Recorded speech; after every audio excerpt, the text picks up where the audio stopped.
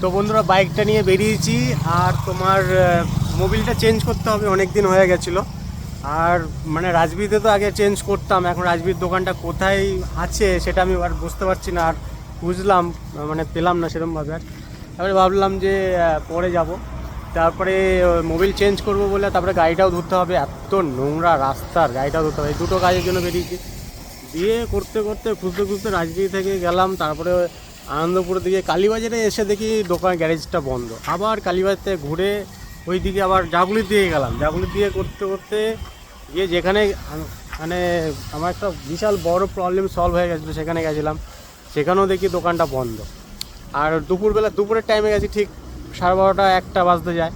আর তারপরে গেছে এই কারণে শীতকাল, কারণ গাড়ির ধোলার ব্যাপার, জল ফল সকালবেলা গেলে হয়তো ঠিকভাবে পড়বে কি করবে না, সেই কারণে একটু বেলা করেই গেছিলাম, যেন কাজটা ঠিক করে ঠান্ডার মধ্যে হয়তো ঠিক করে নাও করতে পারে, এই জন্য একটু বেলা করে গেছিলাম।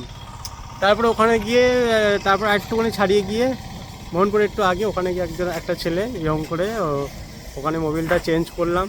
চেঞ্জ করার পরে তারপরে আসলাম এখানে কালীবাজারে ধুলাই করার জন্য। তারপরে কালীবাজারে ধুলাই করতে এসে দেখি ওখানেও বলছে কি খাওয়া দাওয়া করবে এখন। আমি বললাম খাওয়া দাওয়া করবে যখন তাহলে ওদের ডিস্টার্ব করে লাভ নেই, ওরাই বলছে কি তাহলে বিকেলের দিকে এসো। হ্যাঁ ঠিক আছে বিকেলের দিকে। তা একটা ছেলে ছিল, ও বললো যে দুপুরের পরে এসো। আমি ঠিক আছে, ওখান থেকে ঘুরে আসলাম। আবার কে দুপুরের পরে যাবে বলুন তো, এতটা রাস্তা, তারপর আবার সময়েরও ব্যাপার। দিয়ে এখন এই চেকপোস্টের এখানতে তোমার চেকপোস্ট, হ্যাঁ আনন্দপুরের একটু পরে এখানে এই জায়গাটায় গাড়িটা ধুলাই করে নিচ্ছি, একবারে কাজ সেরে দিয়ে একবারে বাড়ি চলে যাবো। এইখানে দেখতে পাচ্ছ গাড়ি ধুলাই করছে, এখানে লেখা আছে যত্ন সহকারে গাড়ি ধুলাই হয়। এখানে গাড়িটা ধুলাই, ও এখানে আমার গাড়িটা ধুলাই করছে, এই যে এই ছেলেটা ধুলাই করছে দেখতেই পাচ্ছ। ঠিক আছে,